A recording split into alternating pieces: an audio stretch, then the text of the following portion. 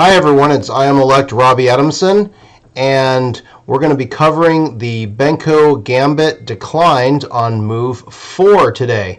I am rocking my 2016 Western Invitational Chess Camp shirt where we stole the Sprite logo, and that our shirt has been designed by one of my students, Jonathan Martinez, and in fact he has designed the shirt for the last few years and has done a great job. So shout out to J Mart.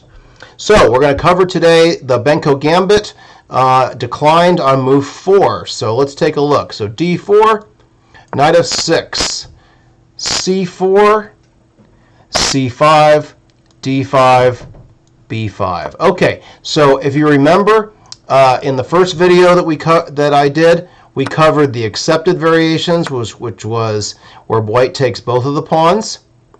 The second video covered where white does not take the second pawn, but in fact played something other than that. So we looked at knight c3, we looked at b6, we looked at e3, and we looked at f3.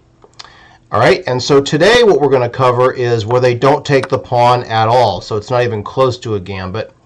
And so we're going to cover some of the lesser seen lines. And so here's a list of what we're going to look at. We're going to take a look at e3, which is not too common, but pretty meek. f3, which is also not very challenging. We're going to take a look at knight c3, which is surprisingly common. And then we're going to cover some of the more common lines against the move 4. Most common by far is knight f3. Knight f3 is very similar to the move a4, which we're going to cover, but not in that much depth because I think there is quite a lot of overlap. And then the last one that we're going to cover is knight to d2. Okay? No, actually one more. Sorry about that. The last one we're going to cover is queen c2. Queen c2 I think is similar to knight f3, but with one key difference. So let's take a look at some of the less common moves. So we're going to start with the move, let's take a look at knight c3 here. So against knight c3, what white's hoping for here is that black is simply going to take. All right, and if black takes here, white is just better after e4. He's threatening to play e5 right away. He's going to be able to take this pawn cleanly, and black is just a little bit cramped and doesn't have a lot of space to work with. So I think white is definitely better if he plays it this way. So what black should play is not cooperate with your opponent, play prophylactically, and gain time by playing the move b4. b4 is a very, very strong move because now the knight has to go somewhere. It can't go to b5 because it gets trapped with a6. All right, so therefore white either has to choose knight a4, okay, which doesn't look that exciting, or knight b1, which also doesn't look very exciting. Against knight a4 and against knight b1, I think against both moves, black could play typically and just play d6. But I like the idea of playing with energy in the position, as you probably have noticed from the last video, that I don't like to just do the typical thing. I like to try to punish white for making bad moves. And knight a4, and if you can make the knight on a4 look silly, that's good.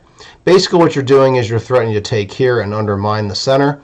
One of the common denominators that we're learning here is that just like on the move 5 decline lines, the move e6 is very, very inviting when white cannot play e4 because it simply hangs. So white doesn't have a good way to really defend this. And in fact, if he's not careful, black can take in a lot of variations. You can take here, take back, and then bishop b7, and actually the pawn can fall if white's not careful. So knight c3 is not a very serious move, but you do need to punish it. You need to make your opponent play the best move. So the next one we're going to cover is e3. e3 obviously is, again, not very threatening because, number one, if you've been following, White wants to play e4, not e3. So already he's going to lose a tempo. That pawn's going to end up on e4 at some point. So he's going to take 2 moves to make that move instead of 1, right? So against e3, I think that bc is very strong. Bishop takes, and then again, I like bishop a6.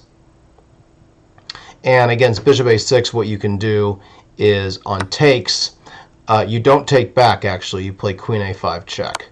And this is going to be a common theme we're going to take a look at in just a second. Because after knight c3, black takes back with a queen, and he stops white from castling. Okay, that's annoying.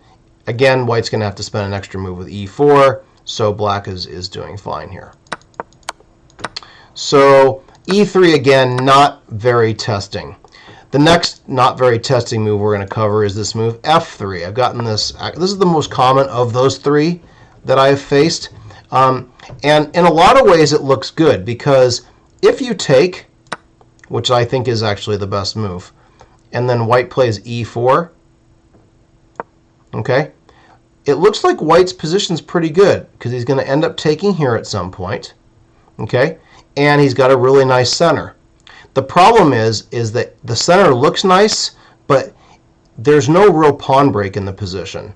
So what white's going to have to do, let's say if black did not play, I'm not going to recommend this exact line, but if here takes g6, just to illustrate, knight c3, bishop g7, knight e2, castles, castles, let's just say knight to d7, although bishop a6 is interesting. Where is white's pawn break? Well, it's clearly not on the queen side. There's no way that this will ever be a good move, just because black has the open b file, and this diagonal is also is good for black. So b4 is not going to be played. Well, what's the only other pawn break left? Only other pawn break left is f4 and e5. Okay, but notice it took an extra move to even threaten e5, and I'm not even sure that it's even that good. Also, black has this very annoying move, knight b6, which tempos this guy. And now the bishop does have to move. If it retreats, that's a winner, because now you've made the bishop go away, and now e5 is not even a threat anymore, because this d5 pawn is going to fall, because after if e5 takes, and then n takes d5, and white's just down a pawn for nothing. So this looks like a really good structure, okay, but it's actually, it looks good, but there's not really a good follow-up to it, which is why no one plays this. Okay, so just to complete the theory, if d6, the move I do like against bishop c4 is bishop a6 here. The idea being that if he takes, we can't take clearly, because queen a4 check would pick up the piece. But again, black has this nice little intermezzo, queen a5 check, knight c3, queen takes a6. Again, stopping from castling, and this is definitely just equal, and black should be happy. It's move 8, and he's already equalized. Okay, so we're going to come back. So knight c3, e3, and f3 are not very challenging.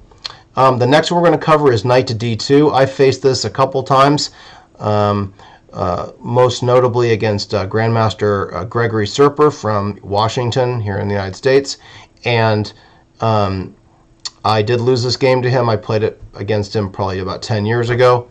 After b takes c, e4, there's a couple of lines. E6 is the most provocative of them. I have not checked that out lately, but I bet you that's a good move now. D6 would be the typical way of playing these positions, and there's nothing wrong with playing it like this. I don't see any problems there. But the line that I played against Serper was I played c3. B takes c. So basically what we did was this makes this completely an open file now, as before it was a half open file. But white's usually going to want to play c4. That kind of traps his bishop in a little bit. I think it's a matter of style, the way you play it, but this is not played on a big time level by strong players, but it's very solid and there's nothing wrong with it. Okay, and then the last 3 moves we're going to look at are all very similar. Okay, we're going to start with the best of the four, which is knight f3. Okay, and in this position, white's hoping that white's going to play bc, and as we covered earlier in the video, white is just dying to play knight c3, e4, take the center, and take here. And white's doing well in that position. So I definitely don't recommend taking on c4. The line I have played that's in the database is with g6. And what's interesting about this line is every time I've played g6 here, they don't want to go into a normal Benko, but what they do is they take here, but then they don't take again. They play this move b6. Now, if you remember in the second video that we covered in the decline line, we covered the b6 variation, except this position is different than the other. So see if you can see the difference. Give you a few seconds. And the difference between the two positions is that there's a knight on f3 and a pawn on g6. And you might say, well, why does it matter? It matters because I told you that when they play b6 on move 5, that the most challenging move is e6. The problem is that e6 here is positionally suspect because you are creating major weaknesses on all the dark squares. And in the other position, this pawn was back on g7, and black had not really committed to fianchettoing his bishop, and now he's got dark square weaknesses all over the place. So that's why black can't play e6. Well, if he can't play e6, then he's stuck playing the typical way that black often plays these positions, which is what I mentioned in the other video. I was not really a fan of these positions, but unfortunately I got tricked into playing these positions quite often. The last way for black to play is a kind of a provocative way to play, which is bishop to b7, and I played this as well. The idea simply is that if white takes this pawn, black's going to take back here. And the trade-off is obvious. Black is doing great here because he's going to win the center pawn, and white's going to have a pawn on b5, which it's questionable what that really accomplishes on a big scale. So after bishop b7, white has a couple of lines here. He can play nbd2, and after that, after bc, e4, black challenges with e6. Definitely the best way to play that position. Totally good for black. And if white plays queen c2, again, to be consistent with this move bishop b7, you need to undermine the square. So the only way to do that is to play bc. Okay, and then white plays e4 to defend this. And again, if you're playing with energy in the position, if you're playing trying to be consistent with what we've been talking about so far, d6 would be the wrong way to go, because then what was the point of putting the bishop on b7? The bishop is not well placed there. It should be much rather be on a6. So the way black is supposed to play this position is to strike in the center with e6 and break things up. Okay, and there's quite a lot to look at in that line. So you might say to yourself, what do I have any other options for black? Well, if you don't like bishop b7 and you don't like g6, b4 is another way to go. I've seen a lot of strong players play this.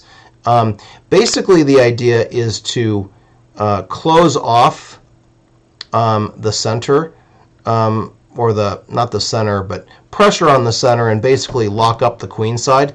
That makes some sense, because generally in a lot of queen pawn openings, white plays for pressure on the queen side and tries to open things up. One little interesting thing that I think you might want to take a look at is if bishop to b7, queen c2 is one line, but the line that I face the most is a4. And in this position, if b takes c, white again plays knight c3, and he's happy. So the move that is kind of interesting is this queen a5 check move. And the purpose is to make white block that check with something.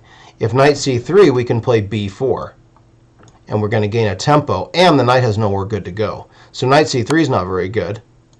So if bishop d2, then black locks up the center with b4. Now, I'll show you the variation and I'll kind of give you the justification of what's going on. Let's say white played b3, d6, queen c2, g6, e4, bishop g7, bishop d3, castles. I did a little boo-boo. Sorry about that. Against bishop g7, this actually creates a threat with knight takes to e4 or knight takes to d5. So white has to play rook a2. Then nbd7. Sorry about that. Bishop d3, castles, castles, and then e5. So what's interesting about this position is it sort of looks like a King's Indian, okay, for black, except the difference is, and the reason I kind of like this position for black, is that because white normally attacks on the queen side, like I mentioned earlier in queen pawn openings, well, there is no attack that will ever come to fruition on the queen side. So basically, black got a King's Indian, where he normally attacks on the king side, and he doesn't have to worry about counterplay. So black can play moves like knight h5 and knight f4. f5 is a long-term idea. Got to be careful of weakening that e6 square, because white might play knight g5.